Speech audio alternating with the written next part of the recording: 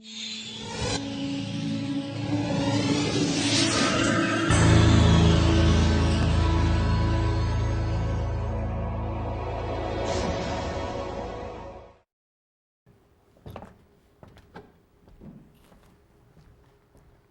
guys, Dave Spandorfer, as Doug mentioned. I'm a 2007 graduate of Lower Merion High School, proud of it, and I'm here to talk to you a little bit about Janji, a new running apparel company that gives to Haiti and Kenya.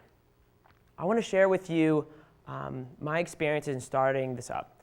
Not necessarily here to implant any big words of wisdom, but rather to show you that you guys have options that are beyond the normal career paths that I know as a Lower Merion graduate you think that you have.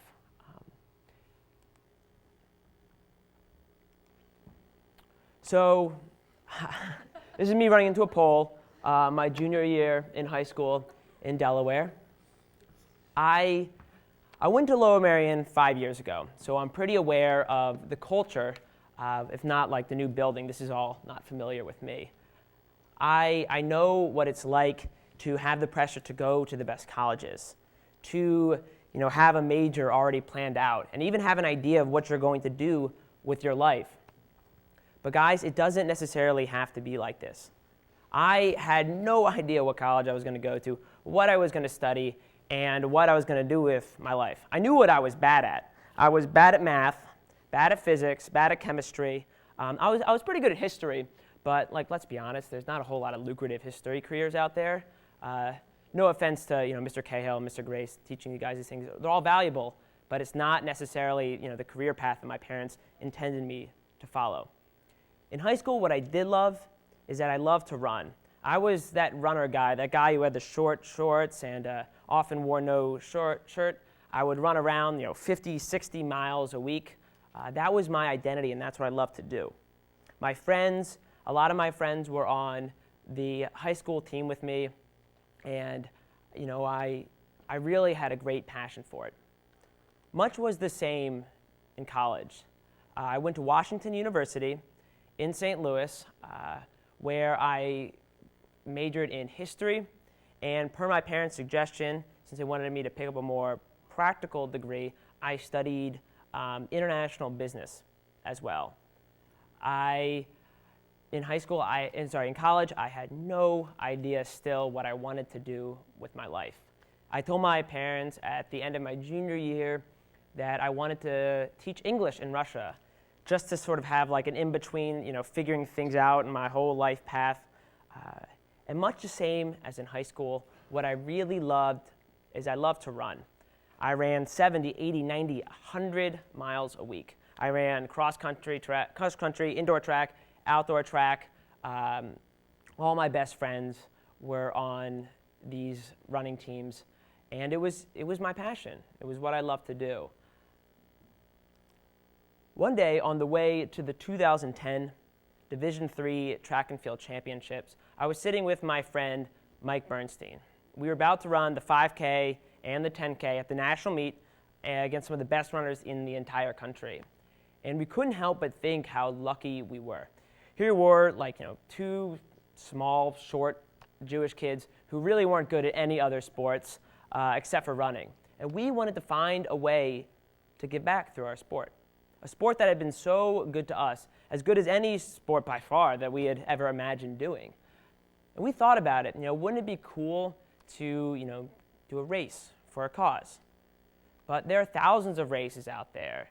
And the problem is that the giving begins and it ends on race day. We wanted to find a way for runners to give back each and every time that they ran. And so we came up with an idea for an apparel brand that when a runner wore it, they would raise awareness and they would fund solutions. And this would be for one of the world's biggest problems, a silent problem, and that's the global food and water crisis. Over 1 billion people lack access to water. Nearly 1 billion people are undernourished and malnourished. Combined, this kills one child every 6 seconds and costs the poorest countries in the world $20 to $30 billion in lost GDP. Worst of all, this problem has barely gotten better in the past 20 years. But Mike and I decided, what we can do is we can connect runners runners to this cause. Why runners? Well, for one, there are a lot of them.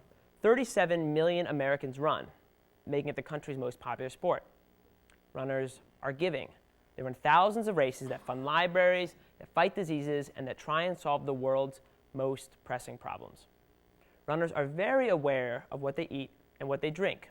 Ask any runner before they do a 5K or a 26.2-mile marathon if it's important to have the right food and the right water.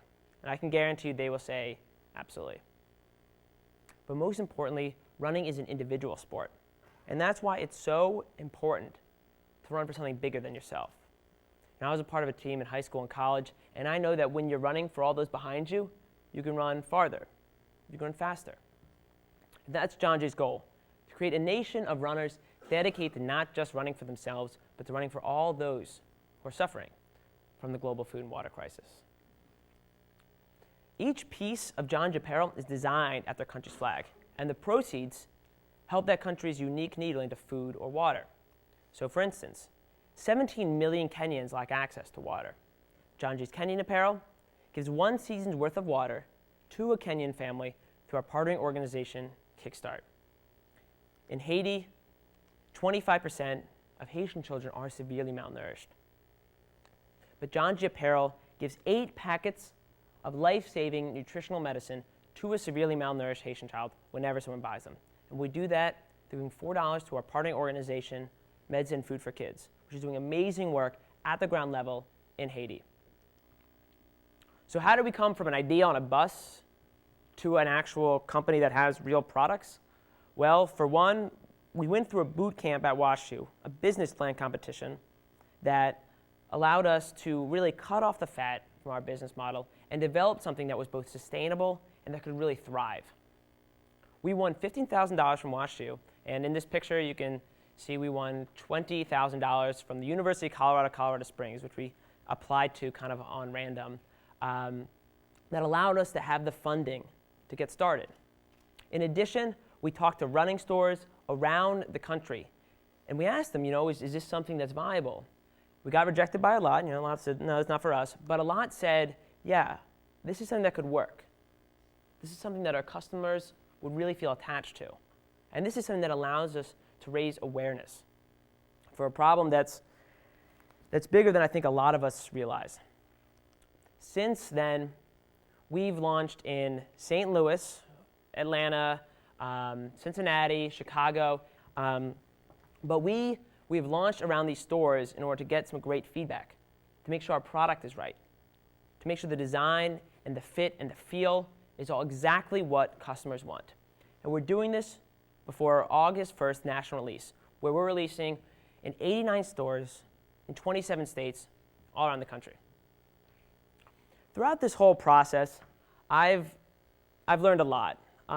We've made a lot of mistakes along the way, and I hope that I can share with you guys some of the things that we've learned to do, and just as importantly, what not to do. There are a lot of things you guys need if you want to start a social enterprise that's kind of in the same model as Janji.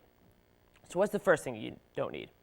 I know this is blasphemy to say in Lower Merion, but guys, you don't need a fancy college degree. You don't need to go to Harvard. You don't need to go to Yale, whatever. You do not need to do it. Steve Jobs, Bill Gates, Mark Zuckerberg didn't have a college degree.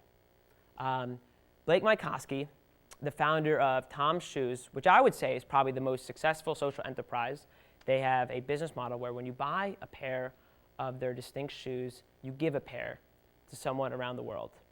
The founder of that, who's I think 30 years old, went to Southern Methodist for 2 years before dropping out. So again, I'm sorry if your parents hate me for saying this, but you don't need a fancy college degree. If you go to college, what you don't need also is a business degree. It's not necessary. The founder and CEO of Starbucks didn't have a business degree. Most businesses out there, their leaders, didn't have a business degree. It's not necessary. And as a social entrepreneur, you may think that you have to understand all the intricacies of entrepreneurship and marketing and finance. And yeah, you do, but you don't necessarily need a degree from college to learn that. You can talk to people. You can have mentors. And you can learn yourself about how to do all these things. What else don't you need? You don't need to have the greatest idea of all time. Steve Jobs was not the person to invent the computer. Bill Gates, he pretty much, no offense, but he pretty much stole Apple's ideas. Mark Zuckerberg, before Facebook, was MySpace. And Starbucks was not the first coffee shop in the world. I know it's hard to believe now, but it wasn't. So what do you need? What do you need to have a social enterprise? What you need is being completely naive. You know, a lot of people are going to say to you, you want to start this? That's ridiculous. A lot of people said that to us. Like, oh, so you want to give an apparel brand that's going to give back? Well, Nike will just copy it. And yeah, I mean, they're probably right. They may be right. But you need to have a degree of naivete to believe that you can do these things. I'll give you an example, a personal example. When we first got started, we thought apparel manufacturing, it's not going to be too hard. So what do? We had this contact in a Vietnamese factory in which they employed victims of sex trafficking and made them seamstresses. And we said, all right, this is a pair of Nike shorts. This we want to have changed. Here, go make it. And what we got back was actually not that bad. And we said, oh, this is pretty good. And then we asked for some changes. We got a sample back, another sample back, and another sample back, and they got worse and worse and worse. It was pretty scary, and it delayed things. But, at the end of the day, we got to understand more of the intricacies of apparel manufacturing, and we were able to, contact 200 different textile manufacturers that gave us 400 samples of 100% polyester. We went through 5 different countries to find the right factory. We finally found one, and it took about 7 months. It delayed all of Janji, and it was tough. But at the end of the day, we found something, and we found the organization that we worked with that were truly amazing. And part of that came from a belief in the beginning that we could do it. And it also came from resilience, being able, through even these challenges, to bunker down and just get through it. What else do you need? You need flexibility. A lot of people may think that they have this great idea that it's perfect, but when you actually start talking to people who are going to buy it, it may change some things. So we started talking to some of these stores, and one of my good friends who ran a running store out in Detroit, and I said to him, I was like, Corey, should we do this? And he goes, Dave, that's a terrible idea. Definitely don't do that. And we changed it. We changed the model to fit accordingly. And we were flexible, and that was critical. In the beginning, I was the one that designed the apparel, and I'm telling you, my drawings were awful. They were awful. And the graphic designer we wanted to help us with it, said to me, she's like, Dave, this is one of the worst apparel drawings I've ever seen in my life. It was a little insulting, yeah. But we found someone to work with us who believed in the mission, who believed in our cause, and was able to take, what was something that didn't even resemble a pair of shorts, and turn it to something, really amazing, something different, and something that stores have said, this is so unique, this is very special, and this is something that we want to carry.